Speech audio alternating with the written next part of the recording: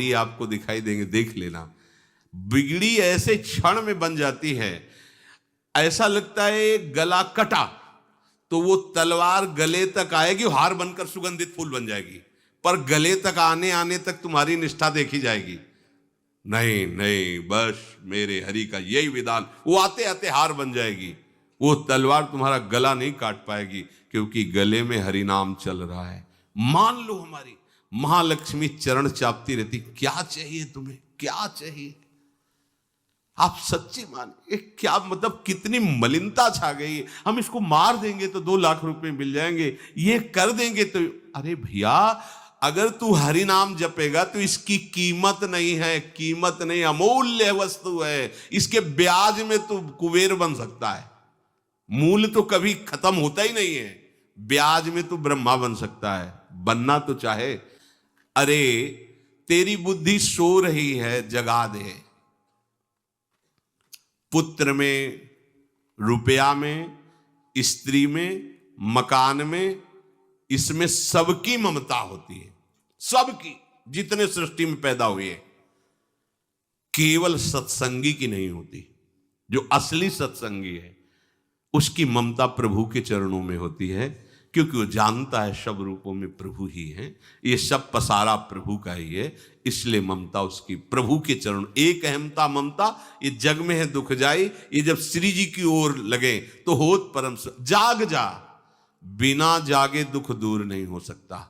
जैसे स्वप्न में हम देख रहे हैं कि समुद्र में डूब रहे हैं, अब जागृत में आसपास सैकड़ों नाव लगा दें तो बच जाएगा क्या वो, क्योंकि वो तो सो रहा है और वो स्वप्न में देख रहा है। अब हम नाना प्रकार के तैराकों को बाहर तैनात रखें तो उसको कोई सुख मिलेगा क्या, क्योंकि वो स्वप्न में। उसको अगर सुखी करना है तो एक ही उपाय, जगा दे। जगा दो तो ना समुद्र रह गया ना डूबना रह गया। ऐसे ही संसार में मोह से ऐसे ग्रसित जीव है, भाई इतना ही सुखचार है, और उसी स्वप्न में वो दुख से निवृत्त होना चाहते हैं। अब हम बाहर से उनकी कामनाओं की पूर्ति करने वाली बात करें तो क्या वो सुखी हो जाएंगे क्या। इसीलिए कोई साधु जो भगवत मार्ग का पथिक है वो कभी सपोर्ट नहीं करेगा जाओ ऐसा। वो जाओ ऐसा ही है जैसे उस स्वप्न में समुद्र में डूब रहा है, बाहर से हम जल जहाज नाव तैराक सब लगा रहे हैं, लेकिन वो नहीं सुखी होगा, क्योंकि उसके सुख का कारण तब बनेगा जब स्वप्न हटे। स्वप्न तब हटेगा जब वो जागे। जो सपने सिर काटे कोई, बिन जागे दुख दूर न होई, तो उसको जगा दो। साधुजन क्या करते हैं, जगा देते हैं उसको। जागो, कहां मोह निशा सब सो निहारा, देखे स्वपन अनेक प्रकारा, यही जग जामिन जागे जोगी। योग भगवान से जो तुमने वियोग कर रखा है, तुम जगो, जीव ही जगोगे, कोई नहीं। यहां एक कल श्लोक, मत्तः परतरम नान्यत किंचित अस्ति धनंजय, मेरे सिवा कोई नहीं। ये कब पता चलेगा, जागने पर। तो हमें ये बहुत कुछ दिखाई दे रहा है, स्वप्न है। उमा कहूं मैं अनुभव अपना, सत हरि भजन जगत सब सपना।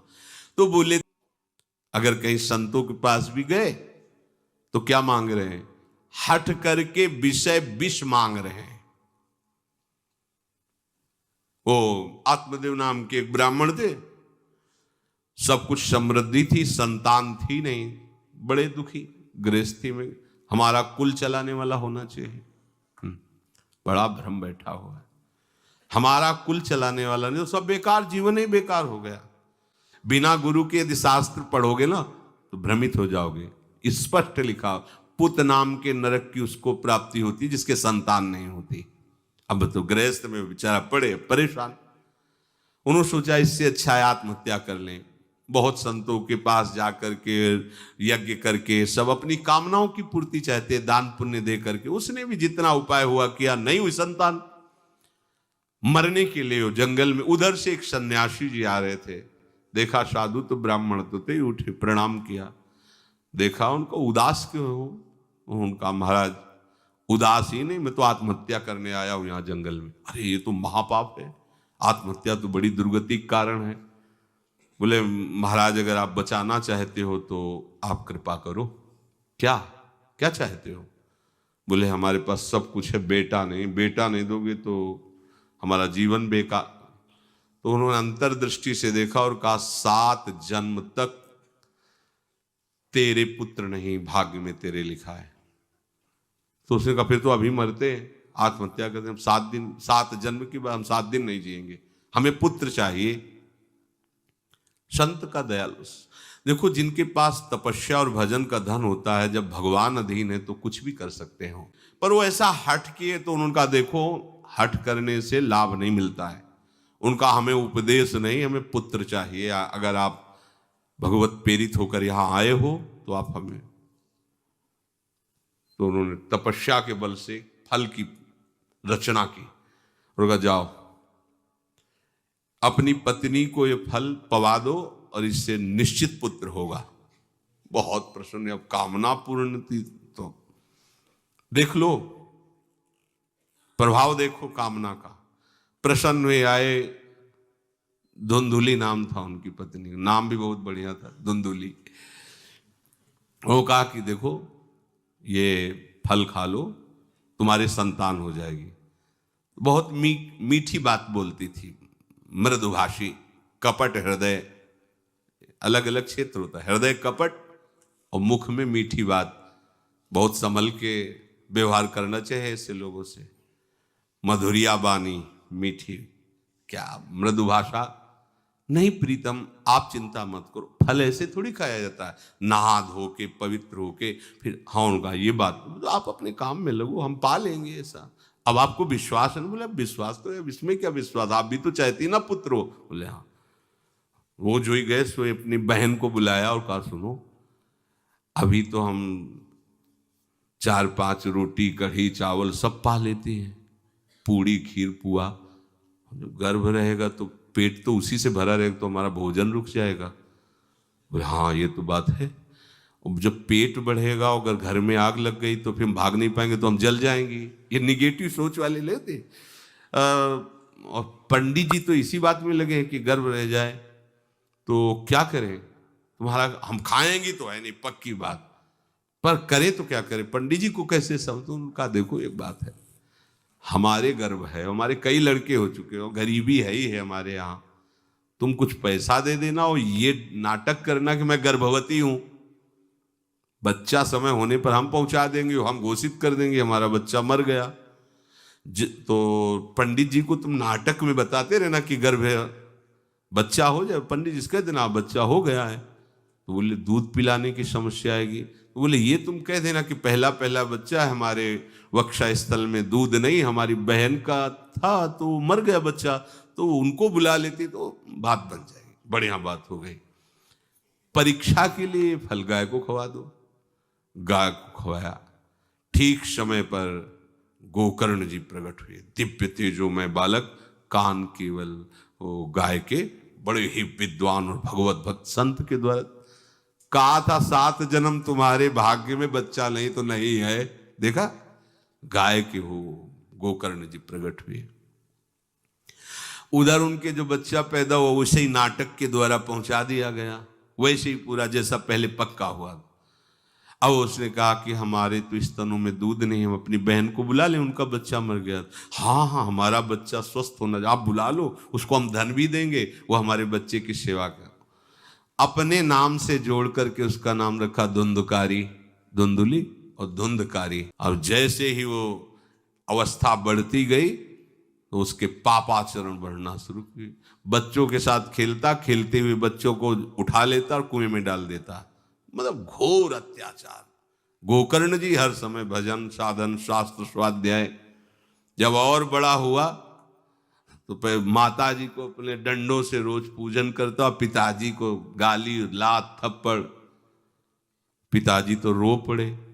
गोकर्ण जी से कहा कि बेटा हमारी गाय से प्रकट हुए पर भरोसा आप ही का है, बचा सकते हो। तो बोले पिताजी जाओ यहां से, भाग जाओ यहां से, एकांत जंगल में जाकर भगवान श्री हरि का भजन करो। उन्होंने 2 श्लोकों में उपदेश किया। दूसरा श्लोक ये, धर्मम भजस्व सततम त्यज लोक धर्मान, सेवन सदा साधु पुरुषं जहि काम तृष्णाम, अन्यस्य गुण दोष चिंतन मास मुक्त्वा, सेवा कथा रस मोहो नितराम पिबत्वम। हे पिताजी अब तुम लोक धर्म का त्याग करके भागवत धर्म को स्वीकार करो, एकांत में जाकर साधु महापुरुषों के संग से उनके उपदिष्ट उपदेश के अनुसार आचरण करो, प्रभु की लीला कथा सुनो, ना कोई कामना ना कोई तृष्णा, किसी के गुण दोष का वर्णन मत करना और सदैव भगवत सेवा भावना में रहना, इसी जन्म में तुम्हें भगवत प्राप्त। वो तो उधर गए, इतनी पिटाई की उसने माँ की कि माँ कुएं में गिरकर आत्महत्या कर ली। फिर तो मनमानी आचरण, कुछ वैश्याओं को रखा और चोरी करके लाया। वैश्याओं ने सोचा किसी दिन पकड़ा जाएगा ये और हम, तो उसके हाथ पैर बांध दिए, चारपाई में ला के मुख में अंगार डाल, वो मरा भयानक प्रेत। कामना ने क्या किया? सर्वनाश। किसी को हरि विमुख होकर कभी सुख मिल सकता है?